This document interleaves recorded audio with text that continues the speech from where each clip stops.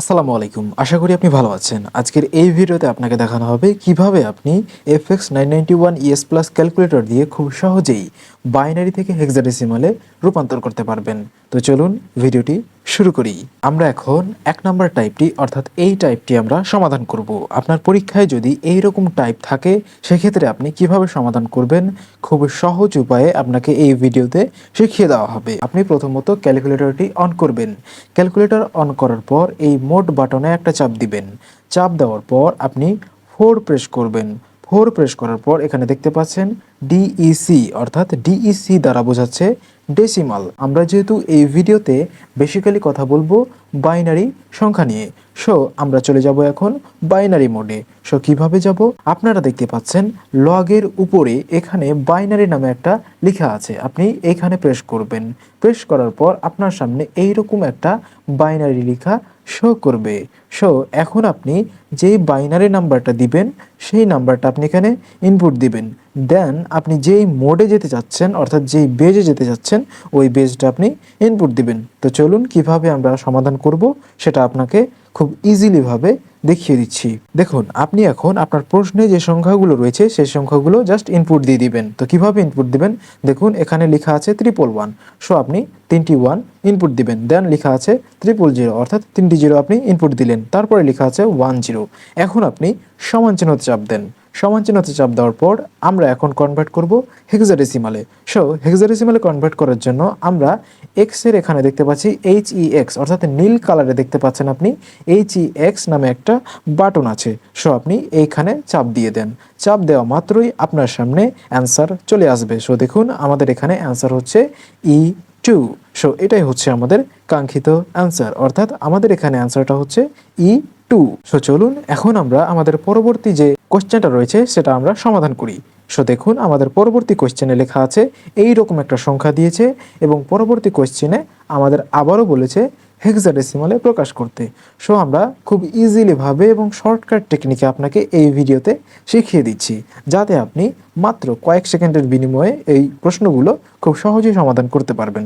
তো চলুন এখন আমরা এই প্রশ্নটি সমাধান করি। সো কীভাবে? আমাদের বেজ দেখতে হবে যে আমাদের বেজটা কত রয়েছে। তো আমি আপনাকে এই ভিডিওতে যেহেতু বাইনারি থেকে কিভাবে হেক্সাডেসিমালে যাবেন সেটা শেখাচ্ছি, সো আপনি অবশ্যই বাইনারি বেজে প্রথমত যাবেন। দেখুন আমাদের এই প্রশ্নে যে সংখ্যাগুলো রয়েছে জাস্ট ওই সংখ্যাগুলো আমরা তুলে নিব। সো কী কী রয়েছে? তো আমাদের প্রথমত বেজ খেয়াল করতে হবে যে আমাদের বেজ কত রয়েছে। সো দেখুন আমাদের এখানে বেজ রয়েছে 2 মানে হচ্ছে বাইনারি। সো আমরা বাইনারিতে চলে গেলাম। বাইনারিতে যাওয়ার পর আমরা এই সংখ্যাটি জাস্ট ইনপুট দেব। এখানে রয়েছে 1 2 3 4, 4টা 0 1 0 1 0। এখন আমরা সমান চিহ্নতে চাপ দেব, তারপরে আমরা হেক্সাডেসিমালে যাব। সো হেক্সাডেসিমালে যাওয়ার জন্য আমরা কি করব? আমরা এখানে চাপ দেব, অর্থাৎ এক্স এর উপরে যে আপনি এটা দেখতে পাচ্ছেন অর্থাৎ HEX এখানে চাপ দেবেন। চাপ দেওয়া মাত্রই আপনার সামনে অ্যান্সার চলে আসবে। সো অ্যান্সার হচ্ছে আমাদের এইটা। সো আশা করি আপনি বুঝতে পেরেছেন। তো এবার আসুন, যেটা আমাদের সবসময় ডিফিকাল্ট এবং কঠিন লাগে সেটা হচ্ছে আমাদের যদি প্রশ্নে দশমিক দিয়ে দেয় অর্থাৎ এইরকম যদি দিয়ে দেয় সেক্ষেত্রে আমরা কিভাবে খুব ইজিলিভাবে সমাধান করব সেটা আপনাকে এখন দেখিয়ে দিই। সো দেখুন আপনি যখন এই টাইপের এমসিকিউগুলো বা এগুলো কিন্তু এমসিকিউতে আসে, আপনি যখন এই টাইপের অঙ্কগুলো করতে যাবেন তখন আপনাকে মনে রাখতে হবে যে আমার হেক্সাডেসিমাল বেজ মানে হচ্ছে 4টা করে আমি কোড মিলাবো। কতটা করে? 4টা করে আমি কোড মিলাবো। সো কীভাবে মিলাবো? দেখুন আপনার এই দিক হচ্ছে বাম সাইড এবং এই দিক হচ্ছে ডান সাইড। ওকে, সো এখন আপনি কি করবেন? এই বাম সাইডে যদি আপনার সংখ্যা লাগে, সাপোজ ধরুন আমি এটা দিয়ে আপনাকে বোঝাই, দেখুন 4টা করে কিন্তু আপনাকে কোড মিলাতে হবে বা সংখ্যা মিলাতে হবে। সো কীভাবে আপনি সংখ্যা মিলাবেন খুব ভালোভাবে খেয়াল করুন।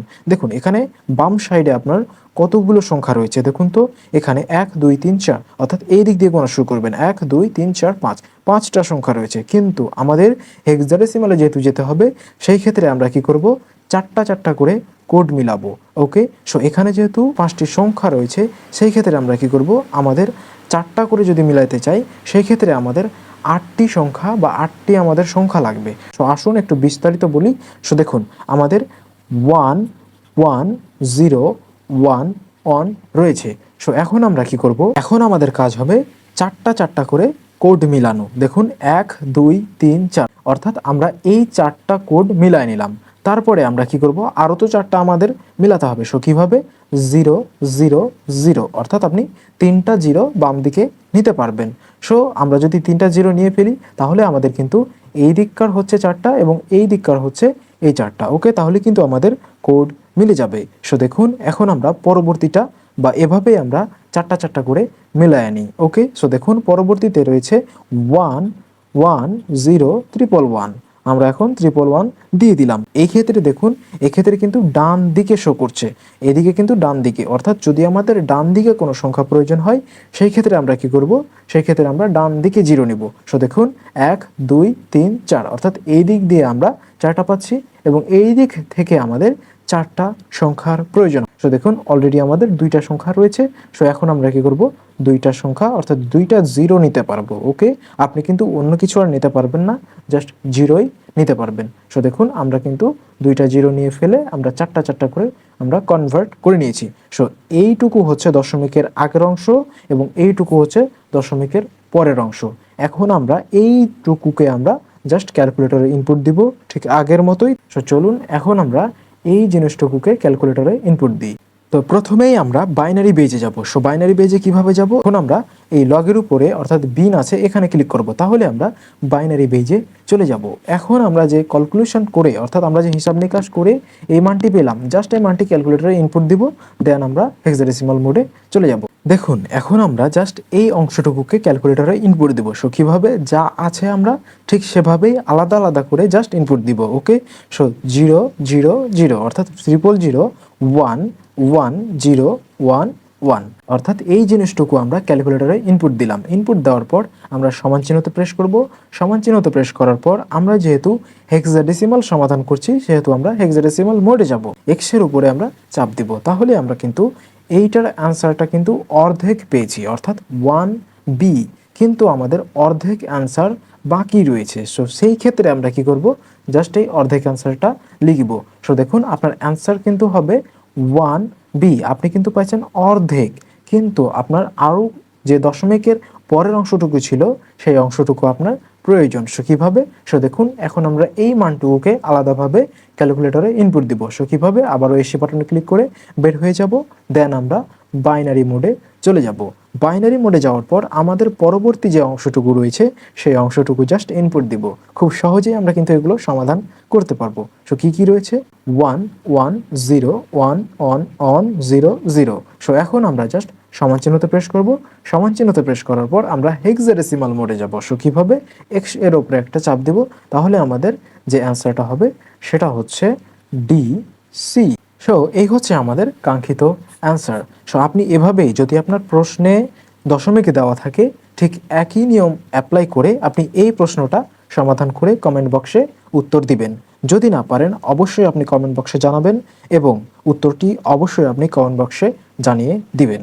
সো দেখুন আমাদের এই রকম একটা বাইনারি মান দেওয়া আছে এবং এই মানটাকে আমরা চাচ্ছি হেক্সাডেসিমালে কনভার্ট করতে। সো কীভাবে করব, প্রথমেই আমরা আমাদের ক্যালকুলেটরটিকে বাইনারি মোডে নিয়ে নিব। ওকে, বাইনারি মোডে নেওয়ার জন্য BIN দেখতে পাচ্ছেন, আপনারা এখানে চাপ দিবেন। চাপ দেওয়ার পর আপনার প্রথম কাজ হবে যে সংখ্যাটি আছে আপনার প্রশ্নে ওই সংখ্যাটি ইনপুট দেওয়া। আমাদের প্রশ্নে রয়েছে 10111 10111 দেওয়ার পর আমরা এখন কি করব, সমান চিহ্নতে চাপ দেব।